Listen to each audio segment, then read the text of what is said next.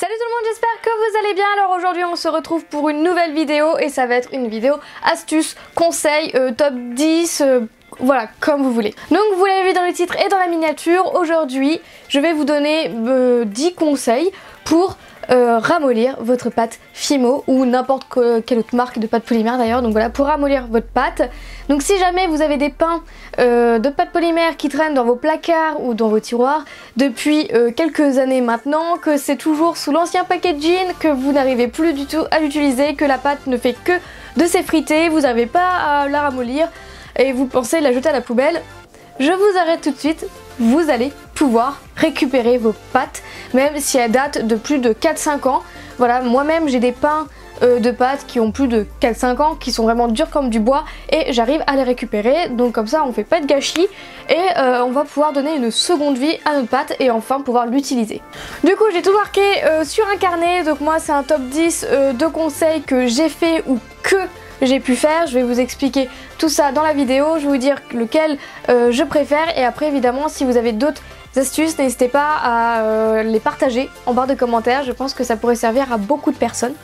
Donc du coup la première astuce c'est tout simplement de malaxer la pâte, voilà, de la chauffer, de la malaxer entre vos doigts, parce qu'en fait ça va aider à la chauffer et à la chauffer quoi, à la rendre un peu plus malléable. Donc ça forcément ça fonctionne pour des pâtes qui ne sont pas trop dures.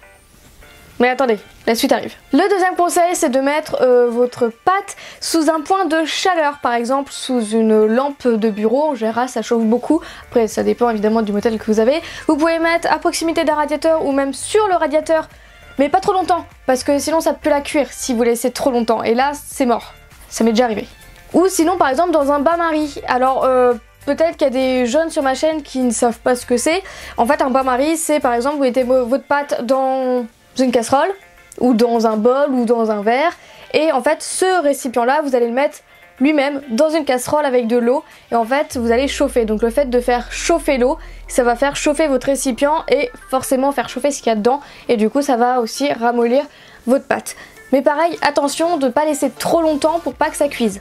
Troisième conseil que je peux vous donner, c'est pour des pâtes qui ne s'effritent pas trop mais un peu, c'est de passer votre pâte soit au rouleau, soit à la pasta machine. Donc voilà, vous pouvez la rouler, la plier, la rerouler, la plier, la rerouler, etc. Et tout seul, ça va redonner un petit peu de la malléabilité, je pense que ça se dit, je sais pas. Voilà, enfin elle va ramollir en fait et vous pourrez l'utiliser. Quatrième conseil que je peux vous donner mais que je ne fais plus, c'est d'utiliser du mix quick. Alors vous avez peut-être entendu parler, c'est un très vieux truc qui existe depuis des années, et le mix quick ça se présente sous une forme comme ça. Je crois qu'il y a des gros pains mais je suis pas sûre, il est possible que je me trompe. Mais en gros c'est des pains où on prend un petit peu de mix quick, on mélange avec notre couleur et ça devient plus mou. Alors je n'utilise plus cette méthode tout simplement parce que les mélanges ça m'énerve. Voilà, je suis pas très mélange, je sais c'est pas forcément très bien, mais je n'apprécie pas plus que ça de faire des mélanges. J'aime bien avoir ma couleur comme je le veux, mais même s'il faut mélanger pour amollir la pâte, ça me gonfle. Voilà, juste que j'aime pas ça. Donc c'est pour ça que j'utilise plus cette méthode, voilà, tout simplement. Donc mes mix quick ont eux aussi plus de 4-5 ans et eux aussi sont durs comme du bois. Voilà, donc du coup comment récupérer le mix quick, il va falloir que j'essaie toutes mes astuces de cette vidéo sur le mix quick pour voir si ça fonctionne. Si jamais vous avez déjà essayé, dites-le moi en commentaire.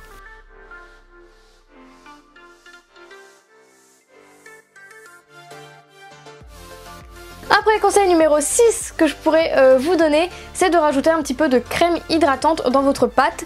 Donc de la crème hydratante normale, il n'y a pas forcément de marque particulière à prendre, de la crème hydratante à en mettre sur vos mains et à malaxer vos pâtes, et en fait ça va les rendre pâteuses au début. Donc au début ça va coller, vous allez avoir de la couleur partout sur les doigts. La sensation personnellement je la trouve pas très agréable, peut-être qu'il y en a qui aiment, je sais pas, mais moi j'aime pas cette sensation d'avoir des trucs pâteux sur les mains, enfin ça m'énerve, c'est comme le slime, c'est pas... Enfin, la sensation j'aime pas plus que ça quoi. Mais après à force de malaxer avec la crème, votre pâte va redevenir toute molle. Bon si les 6 premiers conseils ne vous suffisent pas à ramollir votre pâte, on va passer tout de suite au 7ème qui j'espère fonctionnera. Donc en fait vous allez prendre votre pâte, vous allez essayer tant bien que mal de l'étaler comme vous pouvez, parce que quand elle est dure, je sais que c'est dur. et de vaporiser un petit peu d'eau. Voilà, et ensuite vous n'avez plus qu'à malaxer avec un petit peu d'eau. Donc voilà, si vous n'avez pas de vaporisateur, ce qui est possible, allez directement au robinet, quoi. Vous prenez votre pâte, vous mettez sous l'eau, vous ressortez et c'est bon quoi. Pas de soucis, mais en gros faut pas la noyer. Enfin, vous avez compris. Et ensuite, pareil qu'avec la crème hydratante, vous n'avez plus qu'à malaxer. Et pareil aussi, ça va devenir un peu collant, un peu pâteux au début. Ça va peut-être être désagréable pour vous. Et après, à force de malaxer, elle va redevenir toute molle. Elle est toujours pas molle? C'est pas grave. Avec le 8e conseil, vous allez pouvoir prendre votre ancienne Fimo ou votre ancienne pâte qui s'effrite, qui est dure. Et en fait, vous allez la mélanger avec la même couleur en neuf. Par exemple, j'ai des pains blancs qui datent de 4-5 ans. Je mélange un petit peu de pâte blanche avec un nouveau pain de Fimo tout blanc qui est tout mou, qui est du chewing-gum parce qu'elle vient juste de sortir de l'entreprise, enfin de l'usine. Du coup, je mélange un peu de vieille pâte Fimo dans ma nouvelle, je mélange, après je rajoute, etc. Et ça ramollit automatiquement l'ancienne pâte. Par contre, ça fait 2 pains qui sont ouverts de la même couleur. Voilà, peut-être que pour certains c'est juste pas possible parce que vous avez peut-être pas la chance d'avoir plusieurs pains au double. Donc voilà, je conçois très bien. Mais voilà, si jamais vous avez un vieux pain d'une couleur et vous avez racheté parce que vous n'arrivez pas à le récupérer, vous pouvez mélanger les deux, ça va ramollir votre pâte. On va essayer avec le conseil numéro 9, donc c'est beaucoup d'entre vous qui m'ont donné cette solution, personnellement je ne l'ai jamais testé. C'est apparemment de mettre votre pain de pâte ou votre morceau que vous avez décidé d'utiliser au micro-ondes, option décongélation pendant 15 secondes. C'est assez précis. Voilà, j'ai vu que beaucoup d'entre vous me l'avaient conseillé. Moi personnellement je n'ai jamais essayé. Voilà, donc si jamais vous avez essayé cette méthode, n'hésitez pas à me dire ce que vous en pensez en barre de commentaires. Voilà, je peux pas valider vraiment cette astuce, mais j'ai quand même pas mal de retours qui me disent que ça fonctionne.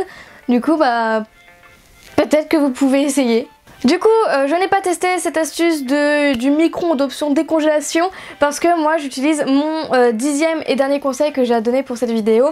Mais c'est un truc vraiment tout simple, tout bête, qu'on peut tous réaliser. C'est tout simplement de mettre votre pâte au niveau du feu. Et j'ai coupé un carré et j'ai mis au-dessus du feu et là elle s'est ramollie toute seule en 10 secondes. Voilà, je n'ai rien fait d'autre. Vraiment très attention aux plus jeunes de ne pas vous brûler si vous utilisez un briquet, une allumette ou une bougie comme moi. Voilà, vraiment pour les plus jeunes faites ça en la présence d'un adulte. Je ne veux pas être responsable si vous vous brûlez. Voilà. Donc voilà, et en fin de compte, c'est l'astuce que je préfère, que je trouve la plus rapide, que je trouve la plus facile, que je la trouve moins galère de toutes. Voilà, et du coup, aujourd'hui, c'est celle que je fais maintenant, et c'est cette méthode qui arrive à sauver tous mes pains qui datent de 4-5 ans, qui sont vraiment durs, vraiment beaucoup. Et voilà, celle que je préfère. Bon, je sais absolument pas combien de temps cette vidéo va durer, donc voilà, c'était mes 10 conseils pour ramollir la pâte polymère. Si vous avez d'autres conseils qui est fort probable, n'hésitez pas à les faire partager en barre de commentaires pour informer les autres gens, les autres abonnés de ma chaîne ou ceux qui viennent voir de passage. Voilà, n'hésitez pas à faire partager vos expériences. Si jamais vous avez eu des mésaventures avec une de ces méthodes là, partagez-nous aussi en barre de commentaires, ça peut être drôle de voir vos petites mésaventures. Voilà, donc évidemment faites attention à vous, faites attention si vous faites mon 10e conseil avec la bougie à ne pas vous brûler. Voilà, nos doigts c'est important, surtout dans le monde de loisirs créatifs. Voilà, donc du coup faites bien attention à vous, faites ça en présence d'un adulte. J'ai l'impression de faire une prévention sur je ne sais quoi. Enfin bref, j'espère que cette vidéo vous aura été utile. Et normalement, avec ces 10 conseils, vous allez pouvoir récupérer votre pâte qui date de plusieurs années. Et si ce n'est toujours pas le cas après ces 10 conseils, je pourrais vous conseiller de recommencer ces 10 conseils jusqu'à temps de recommencer. Voilà, la pâte, ça ne se jette pas. Voilà, ça se récupère. On pourra toujours en faire quelque chose, même si c'est dur comme du bois, on pourra toujours la récupérer et voilà, il n'y a pas de souci pour ça. Enfin bref, cette vidéo a déjà été assez longue, du coup je vais vous laisser maintenant, je fais pas de gros bisous, on se retrouve bientôt pour une prochaine vidéo. Salut!